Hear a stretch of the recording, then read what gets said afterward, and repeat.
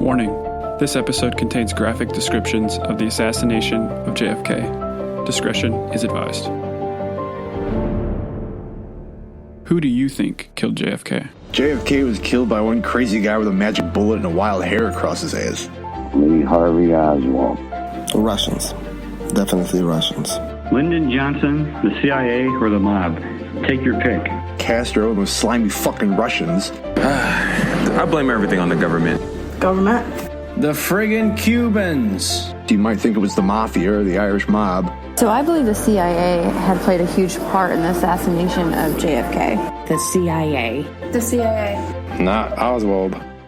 Welcome to the Stranger Than Fiction podcast. I'm Chase. And I'm Adam. Joining us on this episode is a very special guest. We've got with us Miles Mall. He is a paralegal and soon-to-be lawyer. Thanks for joining us, Miles. Thanks for having me. Why don't you tell us a little bit about yourself? We'll see, I'm 33, husband of one, father of three, graduating from Purdue. Well, I mean, I'm not Mormon. I mean, so just I figured it's a good distinction. Yeah, it's nice to clarify. But yeah, that's really about it anymore. Going full-time pre-law, full-time legal assistant, and full-time family doesn't leave very much time for much else. And full-time conspiracy nut? Well, yeah, I mean, or just part-time. It's more of a part-time thing these days. Okay. Nobody's a full-time conspiracy nut. I don't know. As we'll find out tonight, maybe. Chase might be taking the night off. So this episode's topic is JFK, John Fitzgerald Kennedy, and his assassination. So John F. Kennedy was born on May 29th, 1917. He had a pretty large family and ultimately went to Harvard. Harvard. Yeah, exactly. And Stanford. He was born in Massachusetts, and ultimately he got into government. He served in the House of Representatives and the U.S. Senate before he was elected president in 1961. He was the 35th president. He was the youngest president ever elected. I think he was 43. Yep, 43. And when he was elected in 1961, or actually elected in 1960, but inaugurated in 1961. In the 1960s, there was a lot going on, particularly with foreign affairs and foreign crises. It was the middle of the Cold War, but he was arguably able to overcome a lot of these challenges and achieve quite a bit. He had a heavy hand in the establishment of the Nuclear Test Ban Treaty, which was a pretty significant accord, the first step towards nuclear control of nuclear weapons on a larger scale. This was a pact between the U.S., Russia, and Great Britain that basically said they wouldn't test nuclear bombs in space, underwater, or in the atmosphere.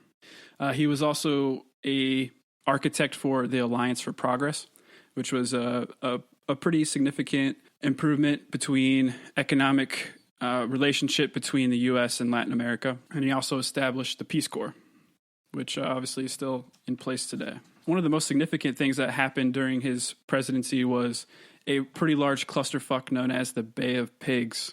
Do you know a lot about the Bay of Pigs, guys? I know pigs make bacon. Yes, they do. And ham. Or they don't actually make bacon, I guess, but they produce from their loins. No, I mean, outside of the Bay of Pigs being a complete clusterfuck, I think that's what everybody knows the Bay of Pigs as, right? As a big clusterfuck? A massive clusterfuck. Yeah. Basically, this thing was kind of in progress a little bit before Kennedy took office. So President Eisenhower, he worked out with the CIA basically this plan to train a kind of guerrilla or rebel type army made of Cuban exiles with the goal of overthrowing Fidel Castro in Cuba. When Kennedy assumed the presidency, he basically inherited this plan, and he was pretty vocal that he didn't think it was a very good plan. He didn't want America to be so directly and overtly, in military action in Cuba because they were a communist country and buddies with Russia. So Kennedy believed, among a lot of other people, that instigating something with Cuba would piss off the Russians and potentially lead to World War III. But the CIA convinced Kennedy that they could conduct the mission secretly and without exposing American government's involvement. So that's exactly how it went, right? It stayed secret. No. I mean, so this became the guerrillas basically versus the Cuban army or military. And come to find out, the Cuban military is scrappy as fuck and defeated these guerrilla warfare type whatever the hell they ended. I don't even know what we call them actually. I mean, is it our military? It's not considered our military, right? They're guerrilla fighters from Cuba, or guerrilla fighters from around the world, or guerrilla fighters from the United States. I don't know, but they were guerrilla fighters, Cuban exiles. So let's be clear though, they're not actual guerrillas. Correct. They're chimpanzees. No, but I mean, it's amazing that we trained and we did so many studies, it sounds like, and the CIA did so much testing and said, yeah, we can train this guerrilla army. And then come to find out, the Cubans can just destroy shit, and they don't even tell people about it until they need to, and then they just do it. Right. So the guerrilla army got their asses handed to them pretty quickly by the Cuban troops, and the CIA, kind of during this slaughter, called for Kennedy to help them out, send in some air support, and kind of back up these Cuban guerrillas. And he pretty much stood his ground and refused to provide any aid. And again, believing intervention and a really overt American action would lead to World War III. And I think the whole operation was over in about a day, and over 100 people died, and quite a few were taken hostage. Yeah, I was going to say a bunch of hostages too. Exactly. So ultimately, the CIA blamed Kennedy for the failure of the Bay of Pigs invasion, basically saying that, he didn't have their backs. He was unwilling to provide them backup.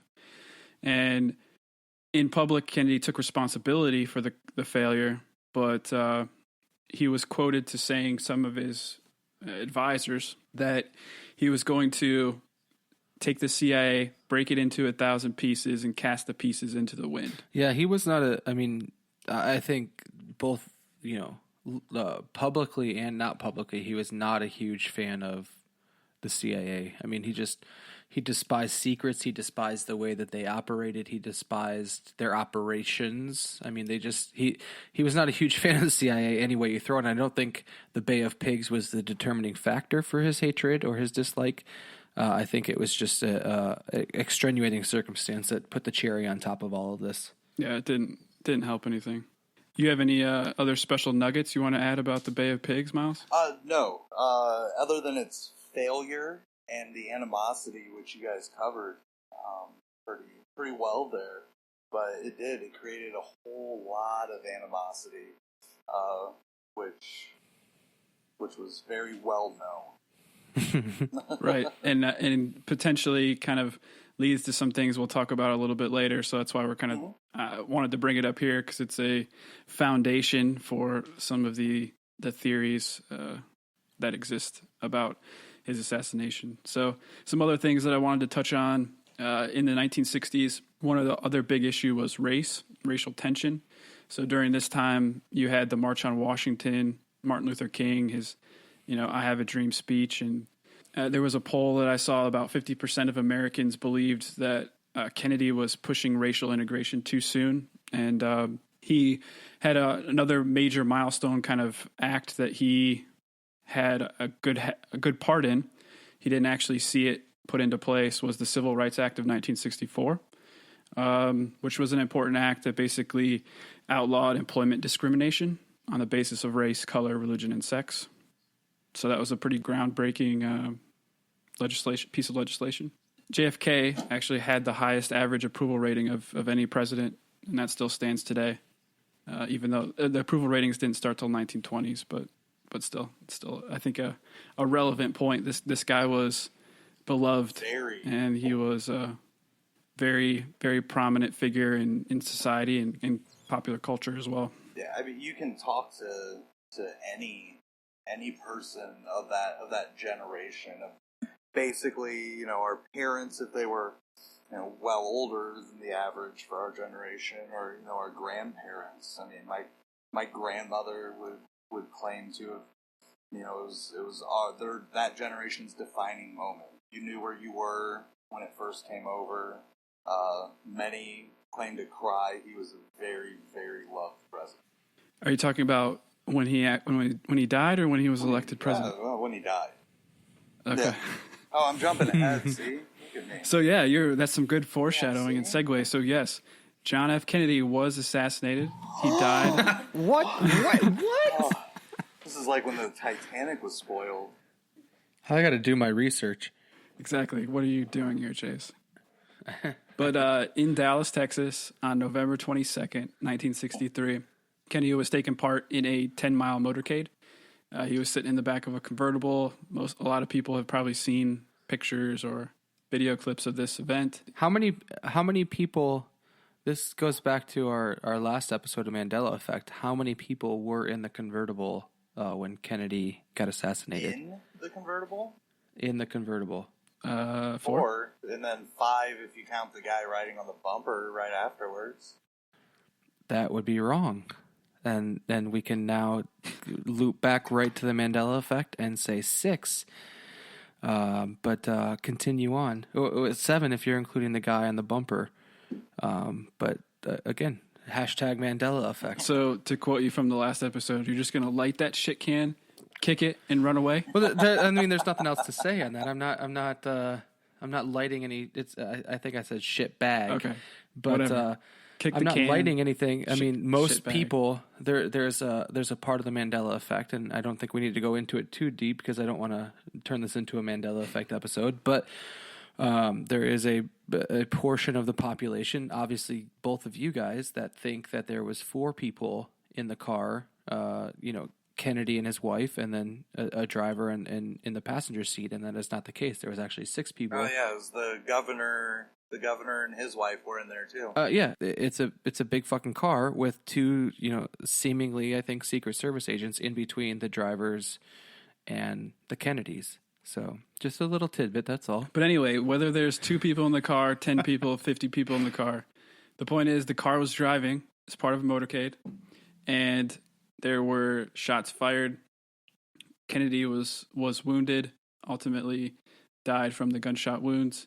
The governor of Texas that we were just referencing was also injured in this shooting.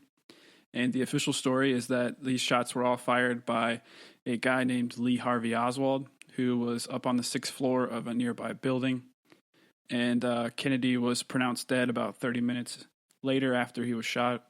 And he was 46 years old. Lee Harvey Oswald, the guy, again, that officially, per the official story, shot President Kennedy, was arrested that same day. A little bit later, after he killed a police officer who tried to detain him, he was arraigned on both murders on the next day, November 23rd. And Oswald never went to court because he was killed 2 days after he killed Kennedy by a mobster named Jack Ruby. Mobster? I don't think you can call him a mobster. He's a mobster. Man. Owner of a nightclub. I mean, everybody that owns a nightclub like an upstanding businessman to me. Okay, he was killed by upstanding businessman Jack Ruby. So that was it. He was killed in 1963, assassinated by Lee Harvey Oswald. End of story. Oh, right? Oh, that is far from the end of the story. Yeah, that is the end of the story. I think this opens up a lot of. I mean, obviously, everybody, regardless of your age or what you know about the Kennedy assassination, everybody has heard some sort of conspiracy theory or theory about what actually happened to JFK that day, or how it happened, or who was involved in all of it. I don't think it's. I don't think you can go through life without hearing some sort of pitch as to how this actually happened. And normally it doesn't end with Lee Harvey Oswald killed JFK. That's probably a fair statement.